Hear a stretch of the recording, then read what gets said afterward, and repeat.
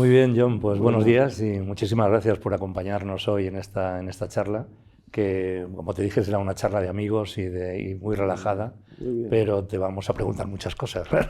No, perfecto, Agustín. Un poco para abrir boca te quería bueno, ver un poco que tú has hecho una trayectoria muy curiosa, porque empezaste en la consultoría, Sí, después te pasaste a los refrescos con PepsiCo y con Schweppes sí, y finalmente acabaste en bueno, finalmente el siguiente paso fue la sanidad, como Sanitas y en USP, aunque luego has acabado con el círculo de empresarios. Todos estos saltos de sectores tan diversos, ¿cómo los has vivido? O sea, ¿cuál te ha sido más interesante o te han parecido todos lo mismo? ¿En cuál has Bueno, aprendido más? bueno, la gente cree que hay una gran diferencia entre, bueno, lo que hice con Pepsi no era bebidas, era los snacks, ¿no? Era matutano, eh, y entonces yo estaba en Pepsi Foods cuando salí de consultoría. Mi idea era de que he sido siempre un consultor. Yo cuando entro en una empresa es visión de consultor, visión de arreglar las cosas. Cuanto peor la empresa, mejor Mejor. para mí, porque puedo disfrutar Tienes más cambiando. oportunidades de cambiar, ¿no? Exacto. Y yo siempre he tenido la primera regla del consultor, y que es que el cliente tenga problemas, pero no tantas que no te va a pagar la factura. Y eso es un poco, ha sido, bueno, en fin, mi trayectoria. Empecé antes de llegar a España, en Venezuela, con una empresa Sí. que también que se llamaba La Vienesa, que fue la primera empresa que me encargaron el grupo PepsiCo. Pero me hicieron una oferta muy tentadora, porque yo empecé manejando empresas con 31 años. Y la empresa en Venezuela era de cierto tamaño, teníamos 2 fábricas, teníamos pastas alimenticias, espaguetis y todo eso. Y luego teníamos salsa de tomate para las pastas. Y se llamaba La Vienesa, la pasta, y se llamaba Ronco la salsa, ¿no? Y mi encargo era arreglarlo porque estaba perdiendo dinero. A mí siempre me encantan estas. Arreglarlo y venderlo, porque no encajaba dentro de lo que es aperitivos del grupo PepsiCo. Y entonces lo arreglé, lo vendí, y entonces me preguntaron, ¿dónde quieres ir? Y porque claro, al entrar tuve que aceptar el peor, el que nadie quería, que era Venezuela, ¿no?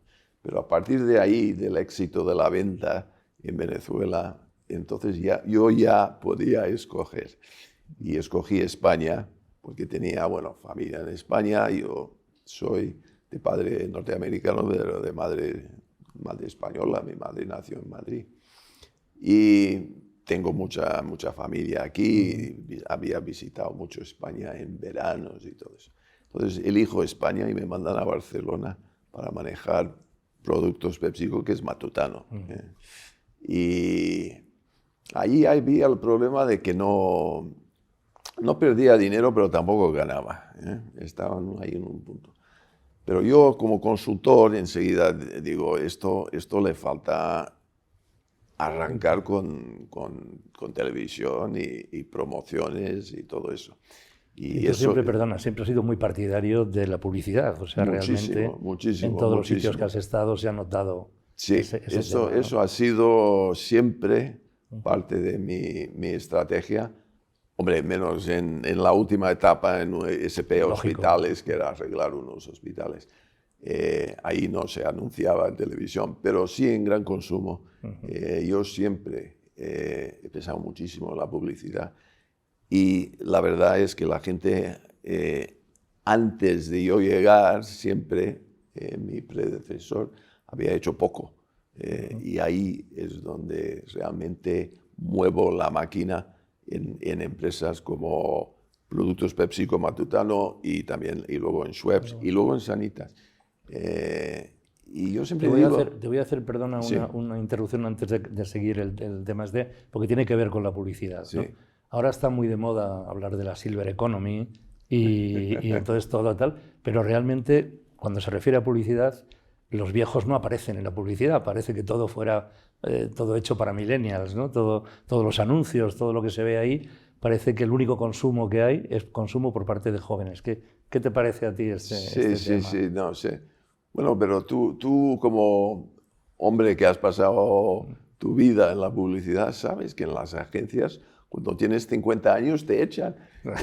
Es un negocio para jóvenes, de jóvenes, para anuncios para jóvenes, ¿no? Y falta... Pero hoy día se sabe que el consumo está mucho más en la gente mayor, que es la que tiene el poder. Pero falta unas agencias con gente...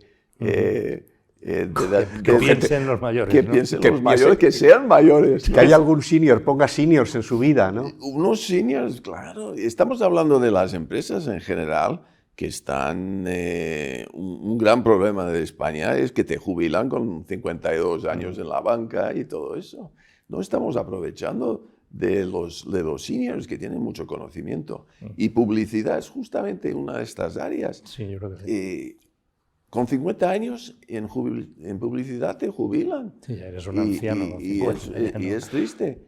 Y la publicidad, pero la publicidad en general, en gran consumo, va a mujeres entre 22 y 40 años, ¿no? Eso es un poco el grupo.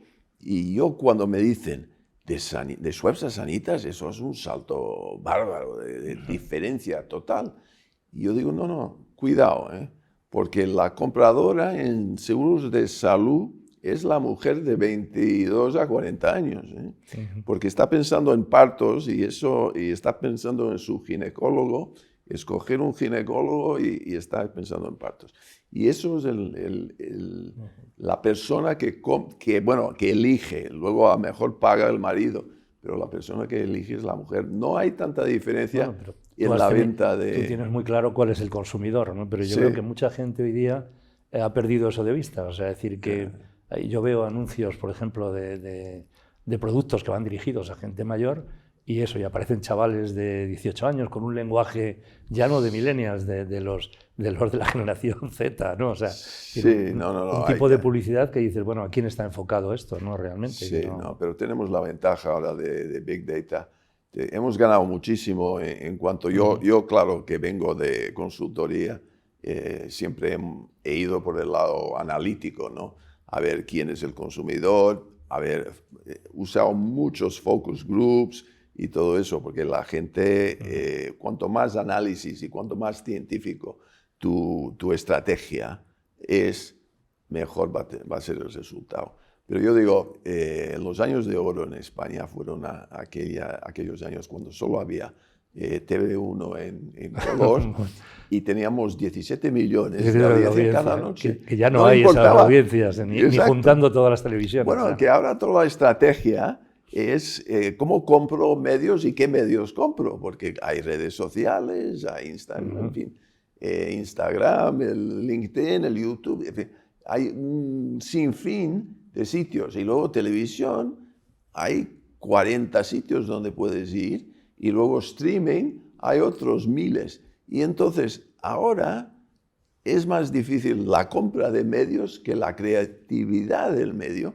cuando en nuestra época, como teníamos 17 millones ahí en el sofá cada noche, pues era hacer un anuncio con gancho. Claro. De hecho, ahora es muy difícil hacer marcas, porque hay poco dinero. O eres una super empresa que tiene una capacidad económica para estar machacando todos los días, o conseguir hacer una marca cuesta 20 veces más. Tú mencionabas eso en tu libro, hablabas del ocaso de las marcas, ¿no? Decías que, y eso ya lo decías en el 96, entonces hemos seguido por esta línea, hemos seguido un poco en el fin de las marcas. Sí, porque claro, también lo que ha pasado es que han nacido los startups. Y entonces, claro, antes para crear una empresa y una marca, y claro, era una inversión enorme. Lo que pasa ahora es que hay 1000 chavales por ahí lanzando empresas y marcas nuevas casi sin dinero, porque claro, es todo, Internet ha hecho todo un negocio online que no existía en nuestra época. Entonces yo, cuando salí de la escuela de negocios en el año 76, pues todo el mundo iba a consultoría, a la banca, a estos sitios, pero yo no conocía a nadie que decía, voy a montar una empresa nueva. Ahora vas y ves que, no sé, un tercio, un cuarto de la clase en una escuela de negocios están pensando en crear. Sin embargo, están fatalmente vistos los empresarios aquí en España, ¿no? Y bueno, los emprendedores al final son empresarios en potencia. ¿No crees tú que hay una... que la gente piensa, estos vienen aquí para forrarse, para explotar al... En el círculo de empresarios siempre decíamos, ¿por qué en España el empresario está mal visto y el emprendedor está bien visto cuando el emprendedor de éxito es un empresario, ¿no? Claro. El emprendedor de éxito lo que va a ser es un empresario. Es curioso eso, ¿no? De hecho, en el círculo de empresarios tenéis a estos emprendedores. ¿Hay emprendedores en el círculo? Sí, hay algunos. Y yo hice un esfuerzo para atraer más, ¿no? Entonces hicimos una cuota muy reducida para atraer jóvenes empresarios. Y luego vimos que había mayores también, porque la gente cree que son todos jóvenes, pero hay también, volviendo a esto de los seniors y la economía de la plata, los plateados, hay mucha gente mayor también embarcando en nuevos negocios. Y entonces pusimos también cuotas bajas para mayores. Y entonces teníamos jóvenes y mayores. Y entonces la última vuelta que di es todo el mundo. La edad no importa. Da igual. Si tienes un startup, una empresa de menos de 5 años, ya te dejamos entrar en el círculo de empresarios por 2.000 euros, que es bastante menos cuota que están pagando los demás. Eres muy activo en las redes. Denuncias cosas. Esto sí, no, no te paras. Esto yo en Twitter soy muy activo y yo paso 3, incluso 4 tweets al día, ¿no? Sí, o sea, yo tengo muy activo. Yo tengo uno a la... Bueno, retuiteo la de la noche a primera hora de la mañana. Y luego tengo una a la 1 y luego hago 1 o 2 por la tarde, depende de si hay cosas buenas o no. Y luego tengo una a las 11:30 de la noche. O sea, yo fijo bien las horas para que los seguidores sepan que en esas horas van a... Y te conocen los trucos, porque estás haciendo eso del retuiteo y todos esos temas. Y la de las 11:30 de la noche lo retuiteo a las 8:30 de la mañana. Y te trae, bueno, beneficios seguro, porque claro... Yo siempre quería hablar un poco de tu familia. Tu familia ha sido muy notable. Luis de Zulueta fue ministro, secretario de Estado, ¿no? Embajador en la República. Luego tu abuela pues, fue sobrina de Besteiro y consiguió que todas sus cartas fueran publicadas, sus cartas de la cárcel y todo esto. Bueno, no, eso es mi madre. Tu madre, perdona, tu madre. Sí. Entonces, tu familia es verdaderamente notable. Ese es este empuje el que te da a ti el ser así, el mantener esta fuerza, digamos, política de denuncia, etcétera. O sea, esto es algo que te viene de dentro. Necesitas de los genes, si necesitas. Sí, bueno, yo digo, sí que es curioso que mi abuelo, aparte de su faceta política, era un catedrático de pedagogía aquí en la universidad. O sea, él ganaba el sueldo básicamente como catedrático de pedagogía. La política era una parte, ¿no? Que luego, claro, con la República la política fue todo y la cátedra fue poco. Pero él era un gran articulista y escribía mucho en El Imparcial, en El Sol, en los periódicos y las revistas. España fue uno de los fundadores. Y entonces yo tengo en casa una serie de artículos. Y mi madre hizo un libro de sus mejores artículos. Y cuando se fue al exilio a Colombia, él con el periódico El Tiempo tenía un artículo semanal que publicaba ahí, que luego circulaba por una red por toda Sudamérica, sus artículos. Entonces él tenía fama de articulista y de joven en Barcelona, porque él era catalán de nacimiento. Y de joven en Cataluña, escribía artículos, y la primera que fue notoria fue sobre un papa y Unamuno en Salamanca le escribió una nota que le había gustado su artículo sobre el papa. Y porque mi abuelo estaba muy interesado en temas de teología también. Y preguntó, mi abuelo era mucho más joven que Unamuno, le preguntó un poco qué consejos me das, porque estoy en una época de mi vida que no sé qué hacer. He probado 6 meses en la banca y no me gusta para nada, y tengo mucha curiosidad intelectual. Y Unamuno dijo Europa, sobre todo Alemania, en aquel entonces Europa y Alemania. Entonces él tenía la familia, porque la familia eran banqueros, o sea, su padre tenía el Banco de Barcelona. Y por eso hizo sus 6 meses en un banco. La familia era adinerada, era la burguesía alta de Barcelona. Su madre era muy religiosa, y 2 hermanas se hicieron monjas. 2 hermanas se hicieron monjas. Y él quería escapar de todo eso. Y fue por toda Europa. Básicamente empezó en Francia, porque no sabía alemán y francés era más fácil. Entonces empezó en París, Sorbonne y todo, y se metía en distintos cursos, y luego fue por Suiza, y luego llegó a Alemania. Y yo tengo unos libros ahí anotados, todo escrito en alemán, de los cursos que tomaba, de los filósofos de la época. Le interesaba mucho la filosofía y la teología. Y luego volvió y consiguió su doctorado con Unamuno en Salamanca, y pasó sus notas todos sobresalientes, menos griego. Y Unamuno su cátedra, yo creo que incluía griego, porque dice, Unamuno me hizo un truco. Yo, como no sabía básicamente nada de griego, pero sabía un poco leer las letras, ¿no? Y nada más. Unamuno dijo, en el examen vamos a hacer página 39 y página 52, y tú aprendes eso, y así te pasas el griego. Y luego Unamuno metió otra página. Y mi abuelo, una trampa. Y mi abuelo dice, pero esto ha sido una trampa. Y Unamuno dice, bueno, es que como sacaste sobresaliente en todo, en griego no podía darte sobresaliente. Qué bueno. Y solo le dio notable. Y luego es cuando hizo aquí la oposición para la cátedra en Madrid de pedagogía. Estaba muy interesado en pedagogía.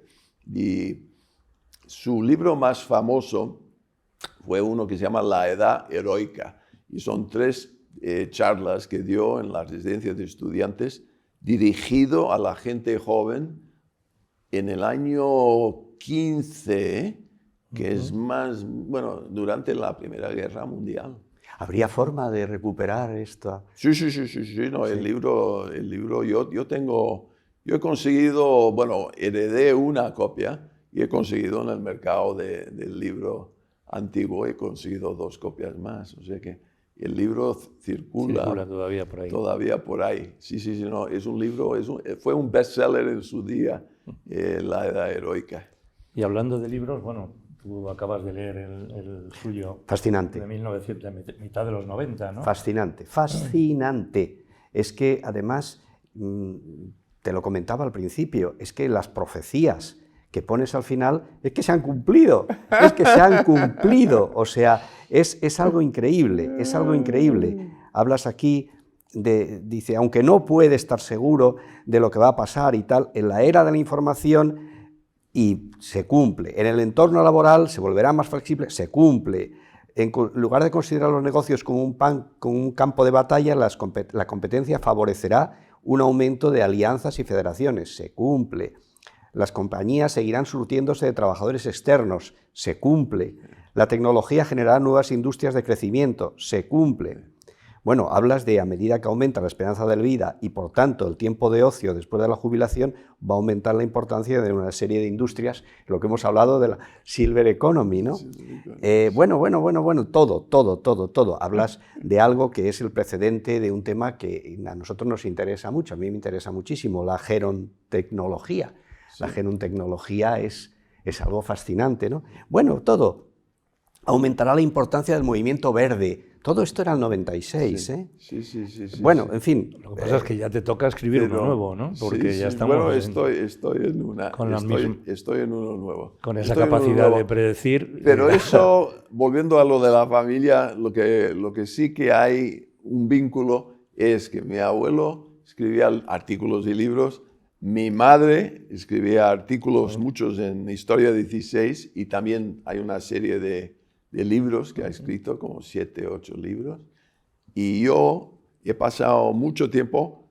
Ese libro me dio la entrada, me llamaron del Mundo para hacer un artículo cada domingo, alternando con Tom Burns, en un suplemento que se llamaba Nueva Economía, que duró, no sé, un año.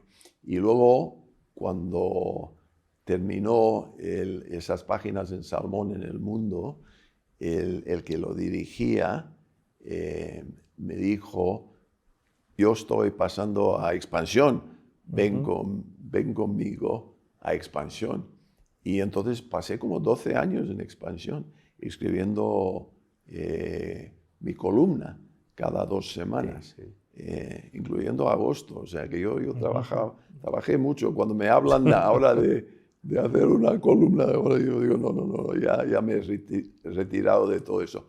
Pero sí que estoy haciendo un libro, porque quiero hacer un libro de poner al día, Buscando el Dorado, y meter mi abuelo dentro del libro, porque nadie ha escrito una biografía de mi abuelo, ¿no? Y entonces yo no quiero que se pierda eso. Él y yo teníamos una habitación conjunta en Nueva York cuando él vino de viudo de Bogotá, Colombia, a vivir con nosotros.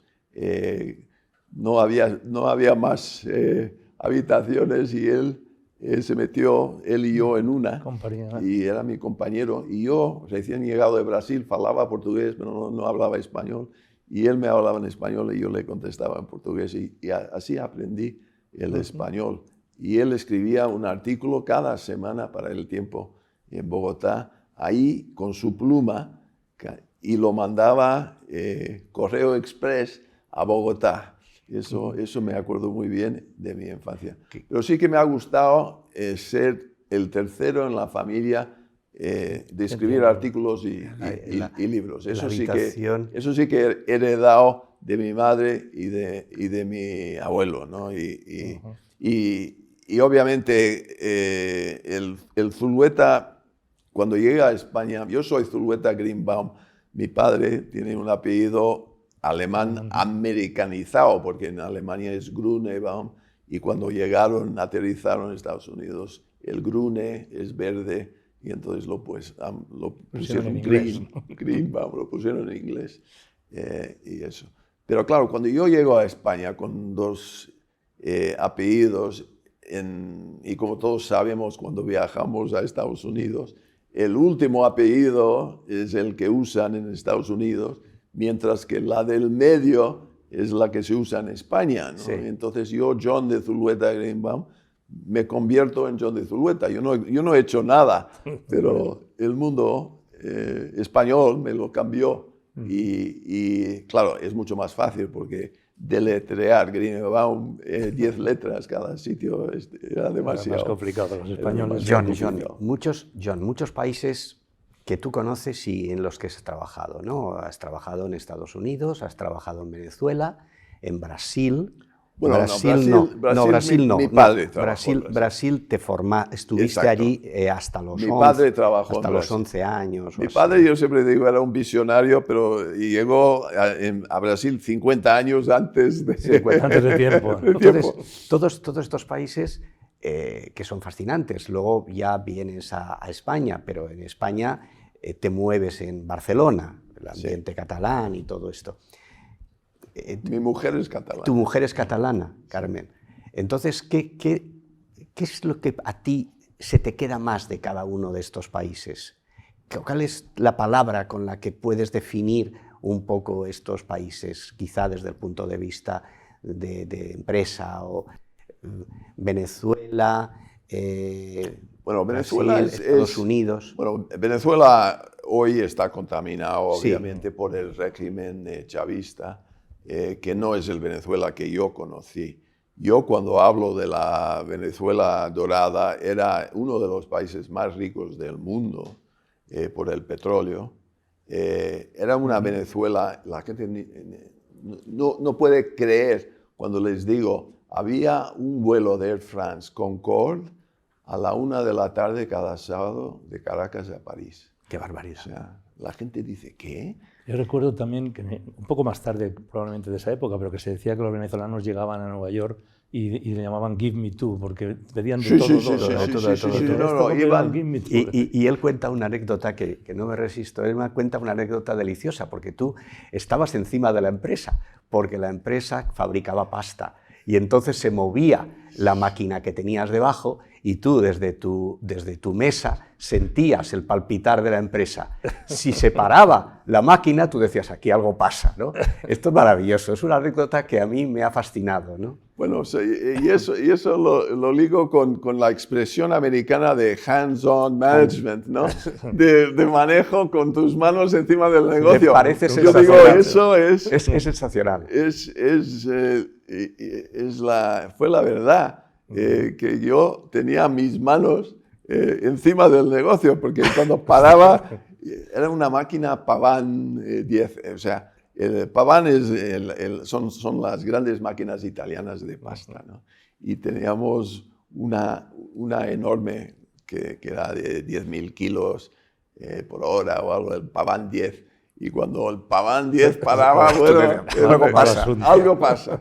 Y tenía un maestro de pastificio, Cesare Porcelli. Y Cesare Porcelli había pasado su vida en Italia, pero claro, en Venezuela se pagaban unos salarios astronómicos.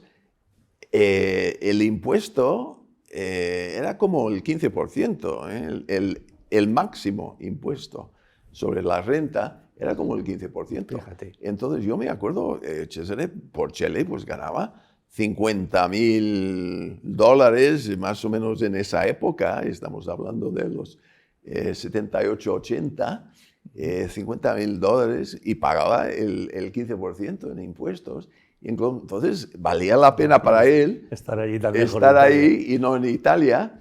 Y estaba ahí con su familia y sus hijas y me invitó una noche a su casa a tomar pasta, cocinado por él en su casa en Caracas, y eso fue una delicia, Un hombre, yo admiro mucho gente que realmente domina técnicamente su trabajo, ¿no? Porque hay mucho ejecutivo ahí flotando que luego no sabe de qué va la cosa. Exacto, que relaciones públicas, enchufados por no sé qué. Y no, en las empresas,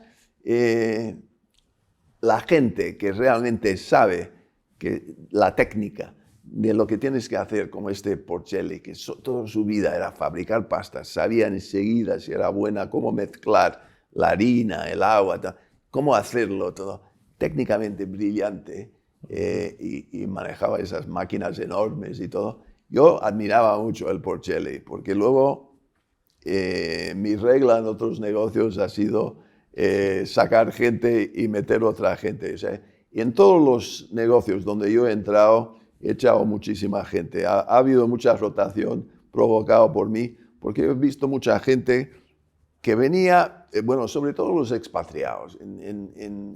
Como he trabajado en multinacionales, antiguamente, hoy en día ya hay mucho menos de esto, pero antiguamente decían, no se fiaban mucho de la gente del país y mandaban del país de origen, ¿no? En mi caso de Inglaterra o de Estados Unidos, porque solo he trabajado con empresas inglesas y norteamericanas. pero mandaban mucha gente de confianza. Ya. Sobre todo, normalmente el financiero siempre era, ¿no? Porque hay corrupción en estos países, vete a saber si nos roban, ¿no? Y yo he sido siempre alguien que he sacado los expatriados y he metido gente nacionales. Y que fueran expertos, ¿no? Porque el problema del expatriado es que no domina el idioma, pasa el primer año aprendiendo el idioma, el segundo año hace algo y el tercer año ya está pensando en dónde me van a mandar, que va a ser mi próximo país. Y luego hay líos siempre con mis hijos, no están bien en la escuela, o mi mujer no le gusta el país.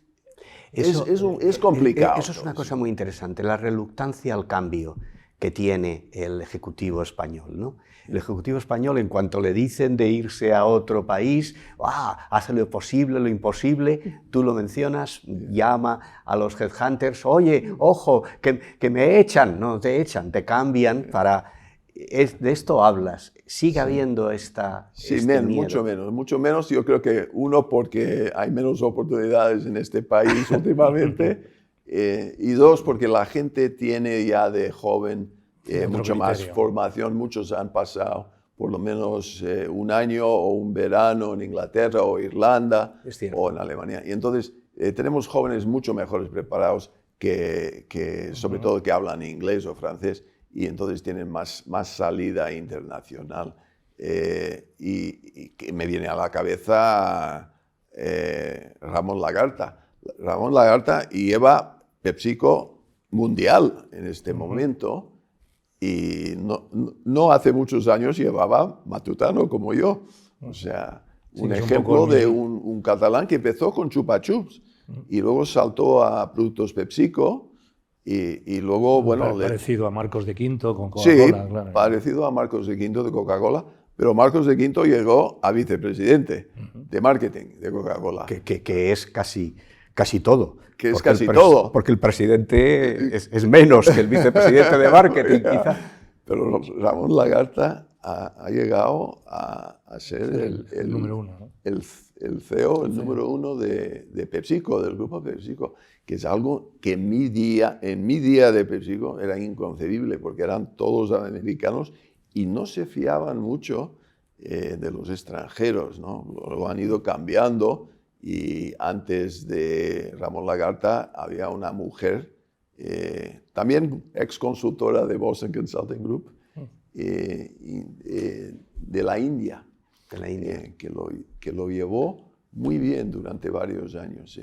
O sea que PepsiCo ha sido una buena escuela y ha sido un sitio que ha cambiado bastante en estos últimos 40 años, de una empresa muy americana, muy ligada a gente que salía de Washington, la famosa puerta giratoria y todo eso, a ser una empresa realmente internacional y coger gente, fíjate, una mujer de la India seguido por un hombre catalán de España. Yo creo que nos hemos entretenido bastante con toda la historia, sí. Pero esto tiene lógicamente un espacio y tenemos que, lamentablemente, que terminarlo ya. Bueno, muchísimas gracias por haber estado aquí con nosotros. Gracias por la invitación. Sí, y bueno, tendremos que repetirlo para continuar un poco. Y espero ver éxito en esto de Senior Wisdom, porque